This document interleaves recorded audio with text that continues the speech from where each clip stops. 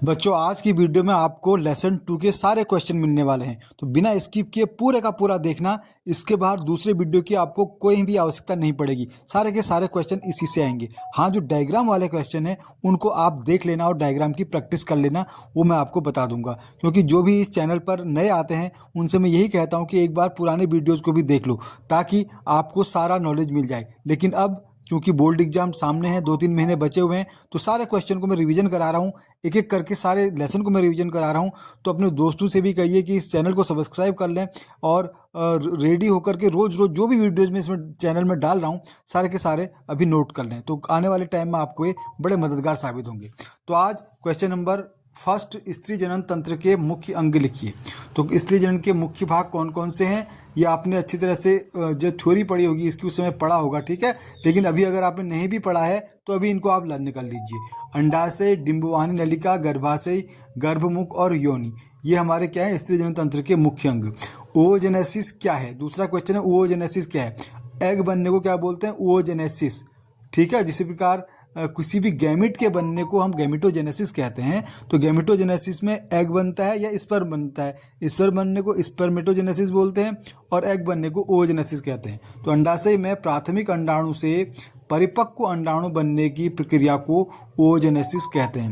अब इसको ध्यान से याद कर लेना कि प्राथमिक अंडाणु से क्या बनना है, परिपक्व अंडाणु बनने की प्रक्रिया। अगला प्रश्न, माहवारी चक्र के 4 चरण लिखिए। तो माहवारी चक्र के 4 चरण कौन कौन से हैं। पहला मासिक स्राव चरण, दूसरा पॉलिफरेटिव चरण, तीसरा ओव्यूलेशन और चौथा ल्यूटल चरण, ठीक है। और पहले से 5वें दिन तक मासिक स्राव चरण होता है और 6 से 14 दिन तक प्रोलिफरेटिव चरण होता है और 14वें दिन तक ओव्यूलेशन होता है और 15 से 28 दिन में ल्यूटल चरण होता है, ठीक है। तो 4 चरण में माहवारी चक्र पूरा होता है, तो 4 के 4 चरण हमें याद होने करेंगे। अगला प्रश्न है, टेस्टोस्टेरोन का क्या कार्य है। टेस्टोस्टेरोन पुरुष हार्मोन है, ठीक है। तो द्वितीय लैंगिक लक्षणों का विकास करेगा, स्पर्म उत्पादन को उत्तेजित करेगा और आवाज़ भारी करना, दाढ़ी मूंछ बढ़ाना, ये सब टेस्टोस्टेरोन का कार्य है। निषेचन किसे कहते हैं, निषेचन किसे कहते हैं, शुक्राणु और अंडाणु के नाभिकों का आपस में मिलकर जाइगोट बनना क्या कहलाता है, निषेचन कहलाता है। अगला प्रश्न है, गर्भनाल क्या है, 2 कार्य लिखिए। तो गर्भनाल माँ और भ्रूण के बीच पोषण एवं गैसों के आदान प्रदान का अस्थायी अंग है। गर्भनाल के द्वारा ही पोषण होता है किसका, भ्रूण का। जो भ्रूण जन्म ले रहा है, जो भ्रूण बन रहा है, उसमें जो बाद में जन्म लेगा, वो प्लेसेंटा के द्वारा ही क्या करता है, पोषण और गैसों का आदान प्रदान करता है, ठीक है। तो अगर प्लेसेंटा के द्वारा ही आदान प्रदान हो रहा है तो क्या क्या कार्य होंगे इसके, भ्रूण को ऑक्सीजन और पोषक तत्व देना और अपशिष्ट पदार्थों को माँ के रक्त में भेजना। अगला प्रश्न है, शुक्राणु की संरचना लिखिए, ठीक है। शुक्राणु की संरचना का चित्र आप देख लीजिएगा, ठीक है। यहाँ पर मैं केवल इसका रिटर्न आंसर बता रहा हूँ कि शुक्राणु के मुख्य 3 भाग होते हैं।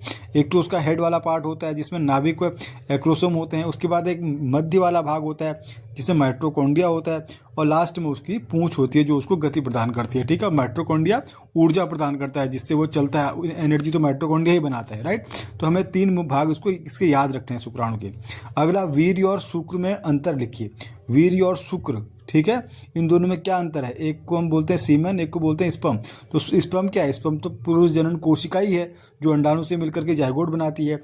जबकि वीर्य क्या है, जिसमें स्पर्म होते हैं, तरल पदार्थ, इसमें शुक्राणु प्लस ग्रंथियों का स्राव होता है, दोनों चीज़ें होती हैं वीर्य में।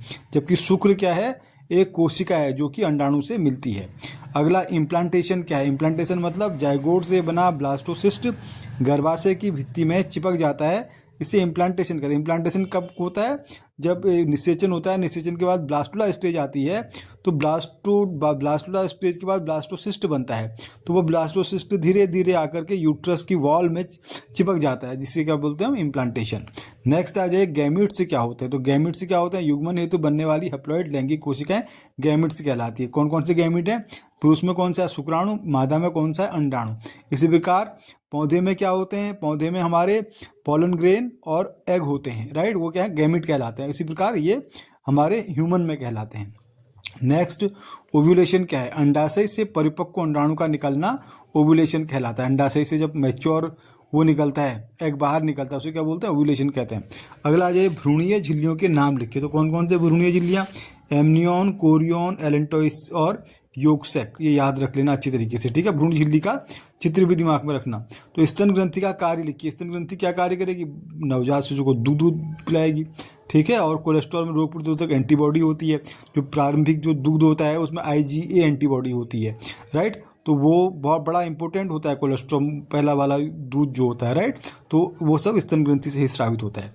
चलिए, गर्भकाल कितने दिन का होता है? मानव में गर्भकाल लगभग 280 दिन या 9 माह का होता है। भ्रूणोत्पत्ति का अर्थ, जायगोट से भ्रूण बनने तक की क्रमिक विकास प्रक्रिया को भ्रूणोत्पत्ति कहते हैं। जायगोट से भ्रूण का बनना, एक बार निषेचन होगा, निषेचन के बाद जायगोट बनेगा, फिर जायगोट से भ्रूण बनेगा, ठीक है। भ्रूण बनने तक की विकास प्रक्रिया को हम क्या कहते हैं? भ्रूणोत्पत्ति कहते हैं, ठीक है। अब आ जाइए 5 नंबर वाले प्रश्न में। तो 5 अंक वाले प्रश्न में आपके पहला प्रश्न इंपॉर्टेंट जो है, माहवारी चक्र का वर्णन कीजिए, जो कि इंपॉर्टेंट बनता है, ठीक है। तो इनको ध्यान से कर लेना, बिल्कुल मन लगा के करना, ठीक है। माहवारी चक्र कितने दिन का होता है? 28 दिन का होता है। कौन कौन से चरण होते हैं? पहला मासिक स्राव होता है, ठीक है, 1 से 5 दिन एंडोमेट्रियम झड़ता है तब। उसके बाद प्रोलिफरेटिव चरण होता है, एंडोमेट्रियम मोटा होता है। थर्ड है हमारा ओव्यूलेशन, अंडाशय से अंडाणु निकलता है। चौथा है ल्यूटल चरण, प्रोजेस्टेरोन बढ़ता है, गर्भधारण की तैयारी होती है, राइट।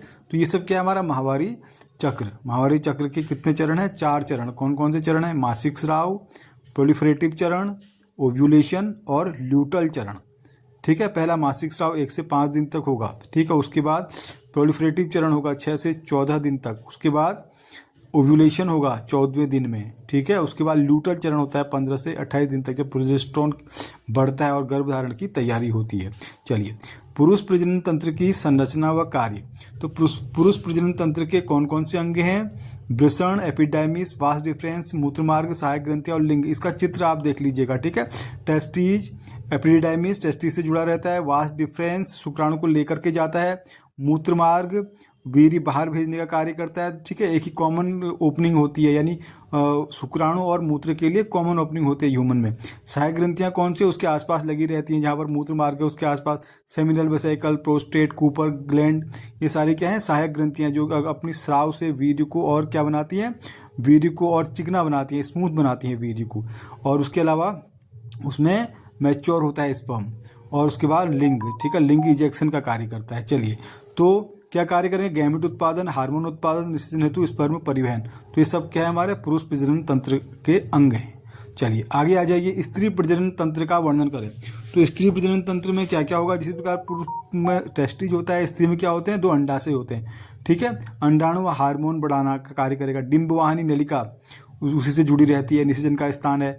उसके बाद डिंबवाहिनी में भी कहाँ पर होता है? फिलोपियन ट्यूब पर निषेचन होता है। उसके बाद गर्भाशय भ्रूण का विकास करेगा, गर्भमुख मार्ग प्रदान करेगा और योनि संभोग व प्रसव का मार्ग बनाएगी।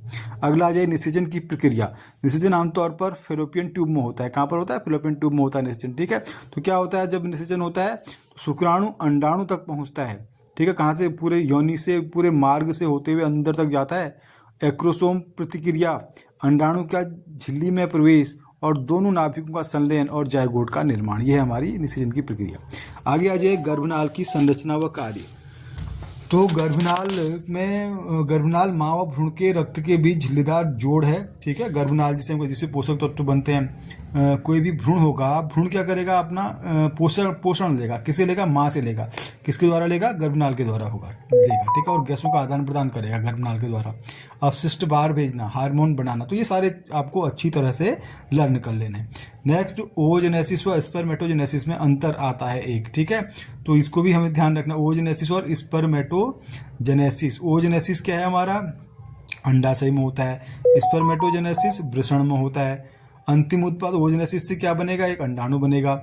और वृषण में जब स्पर्मेटोजेनेसिस होती है 4 शुक्राणु बनते हैं, ठीक है। ओजेनेसिस में एक ही अंडाणु बनता है, ठीक है। और आरंभ जन्म से हो जाता है ओजेनेसिस का। कुछ भाग तो जीवन से पहले से ही मादा के पैदा होने से, फीमेल के पैदा होने से पहले ही आधा चक्र पूरा हो जाता है।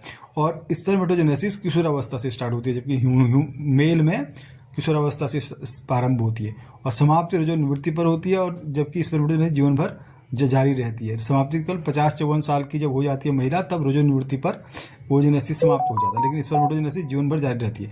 अगला ये भ्रूण विकास प्रक्रिया। तो भ्रूण विकास सबसे पहले क्या होगा, नर और मादा दोनों ही स्पर्म और एग आपस में मिलेंगे तो जाइगोट बनाएंगे।